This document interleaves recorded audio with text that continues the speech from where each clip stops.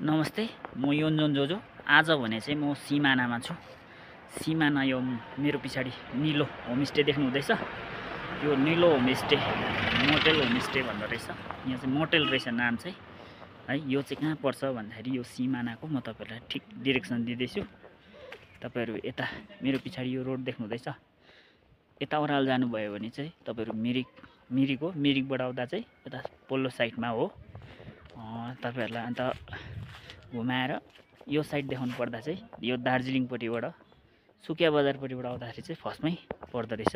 मैले के को लागि यो भिडियो बनाएको भन्दाखेरि यहाँनिर चाहिँ यो होमस्टेमा चाहिँ ड्राइभरहरूलाई खाएको अनि बसेको एकदमै फ्री छ है। ड्राइभरहरूलाई पैसा लाग्दैन। अन्त तपाईहरुको जसको पनि फ्ल्याङ गेस्टहरू हुनुहुन्छ उहाँहरूले यो सिमानामा बस्छु भन्यो भने चाहिँ तपाईहरुले यो यहाँ लिएर मोटेल होमस्टेमा यहाँनिर ल्याएर तपाईहरुले यहाँनिर स्टे गर्न सक्नुहुन्छ है। म त्यसको लागि फोन नम्बर पनि डिस्क्रिप्सनमा दिनेछु। हेर्नुहोस् होला अगाडिबाट चाहिँ एकदमै यस्तो छ हो होमस्टे, राम्रो छ। यसरी यहाँनिर सिमाना मोटेलको बोर्ड पनि तपाईहरुले देख्न सक्नुहुन्छ। आउनुहोस् मेरो भिडियोमा म तपाईहरुलाई देखाउँदै लानेछु। यहाँनिर चाहिँ गाडीको एकदम पार्किङको सुविधा पनि छ। यहाँ हेर्न सक्नुहुन्छ यो तल्लो यो ग्राउन्ड फ्लोर चाहिँ डल्लै यहाँ गाडीको पार्किङ गर्ने जग्गा छ। तपाईहरुले चिन्ता नगर्नुहोस्, यहाँनिर गाडी राख्ने जग्गा पनि छ मजाको। हेर्नुहोस् होला मेरो भिडियो कन्टिन्यू हेर्दै जानुहोस् होला हो। यो होमस्टेको यो भित्रको रुमहरु तपाईहरुलाई देखाउने छु। तपाईहरुले हेर्नुहोस् होला यहाँनिर चाहिँ यो किचन रुम हो। एकदमै राम्रो छ है। उहाँहरु मेरो गेस्टहरुले खानाहरु खाँदैछ।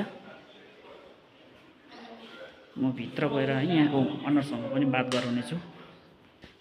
नमस्कार सर। नमस्कार। सुन्नुहोस् न, तपाईले यो अलिकति यहाँनिर है यहाँ मोटेल होमस्टेको अलिकति बारेमा भनिदिनुहोस् न केही जानकारी। पर हेड चाहिँ हाम्रो यहाँनिर 1200 छ। 1200 छ। अनि 10 वर्ष सम्मको नानीहरूको चाहिँ हामी लिनु त। अच्छा अच्छा अच्छा चाहिँ 1200 छ हो।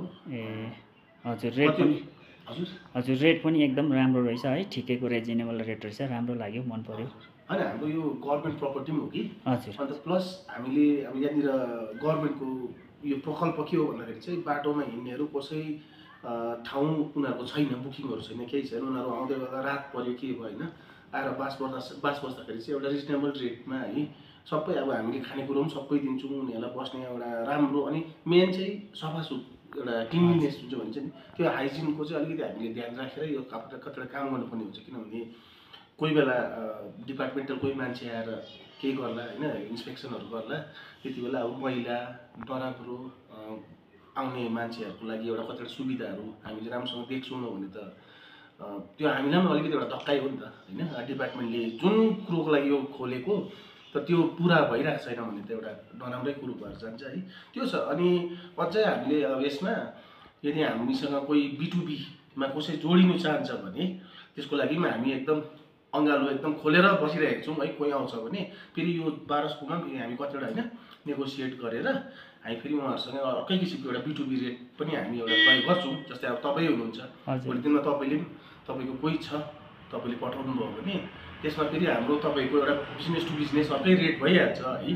1200 चाहिँ अब जो एकदमै अब हाम्रोमा डाइरेक्ट आउँछ उनीहरूलाई चाहिँ हामी यो त्यसमा हामी कुनै छक्का पर्ने छैन। सिजनको टाइम छ, ठाउँ छैन भनेर बढाउने त्यो त्यस्तो चाहिँ केही छैन। एउटा क्यामेरामै तपाईँकै अगाडि हामीले यो राखिदिएको हो।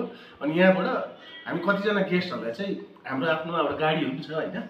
यहाँ कोही बेला अब उनीहरूको गाडी जस्तै यसपालि तपाईँ गाडी लिएर आउनुभयो, कसै गाडी नलिआएको हुन्छ उनीहरूलाई चाहिँ यो सर्ट जति पनि पोइन्टहरू जस्तै यहीँ पर लेप्चा जगत पाइन ट्री फरेस्ट यहीँ 5-6 किलोमिटरमा छ। तल माझीधुरामा छ एउटा फेरि राम्रो भ्यू पोइन्ट छ। भ्यू पोइन्ट भन्दा पनि त्यो सिनिक ठाउँ छ क्या त, फोटोहरूको लागि त्यहाँतिर पुरा आउँछ।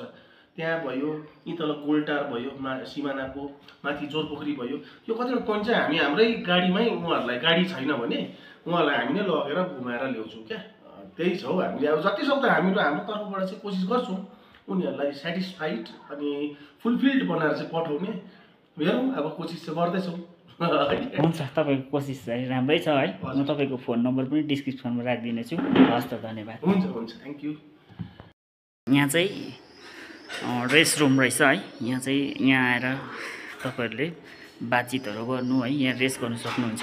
यो रुम चाहिँ अब म तपाईँलाई यहाँको रुमहरू देखाउँदैछु, तपाईँहरूले हेर्नुहोस् होला। रुम चाहिँ यस्तो छ, रुमको डिजाइनर चाहिँ यस्तो छ, तपाईँहरूले हेर्नुहोस्। डबल बेड हो। तपाईँहरूलाई टोइलेट बाथरुम चाहिँ यहीँ छ। तपाईँहरूले यहाँबाट भ्यूहरू पनि हेर्नु सक्नुहुन्छ है, राम्रो देख्ने रहेछ। आज फगी लागेको कारणले गर्दा त्यस्तो देखेको छैन, फगी नलाग्ने हो भने चाहिँ एकदमै राम्रो देख्छ यहाँबाट भ्यूहरू पनि हो। अन्त तपाईँहरूलाई 1 नम्बर रुममा म जाँदैछु। 1 नम्बर रुमको कोठाहरू यस्तो छ है, टोइलेट बाथरुमहरू सब एभाइलेबल, एकदम राम्रो, तपाईँहरूले हेर्नु सक्नुहुन्छ है। तपाईँहरूलाई भन्नुपर्दाखेरि यहाँनिर बसेर है, यहाँ रुममा बसेर पनि तपाईँहरूले यो चेयरमा बसेर पनि भ्यू हेर्नु सक्नुहुने रहेछ है, मजाको देख्दो रहेछ। हेर्नुहोस् होला है, यस्तो छ। तपाईँहरूले हेर्नु सक्नुहुन्छ, यो चाहिँ रुम नम्बर 2 है।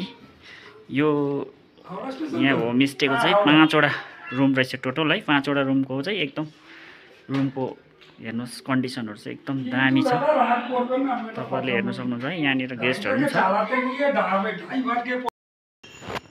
यो चाहिँ रुम नम्बर 5। आउनुहोस्, म तपाईँहरूलाई यो रुम नम्बर 5 को भित्र लान्छु। रुम नम्बर 5 मा चाहिँ म बस्छु यो बेडमा। ड्राइभरहरूलाई यस्तो राम्रो रुम दिँदो रहेछ, तपाईँहरूले हेर्नु सक्नुहुन्छ है। मेरो भिडियो कन्टिन्यू हेर्नुहोस् होला है। म चाहिँ अहिले यो होमस्टेको एकदम टप फ्लोरमा आएको छु, छतमा है, जहाँ चाहिँ छु छतमा छु। यहाँबाट चाहिँ तपाईँहरूले यतापट्टि हेर्नुभयो भने चाहिँ मौसम क्लियर हुँदाखेरि चाहिँ यहाँबाट कञ्चनजङ्घाहरू देख्ने रहेछ। यहाँ होमस्टेको अनरले बताउनु भएको है।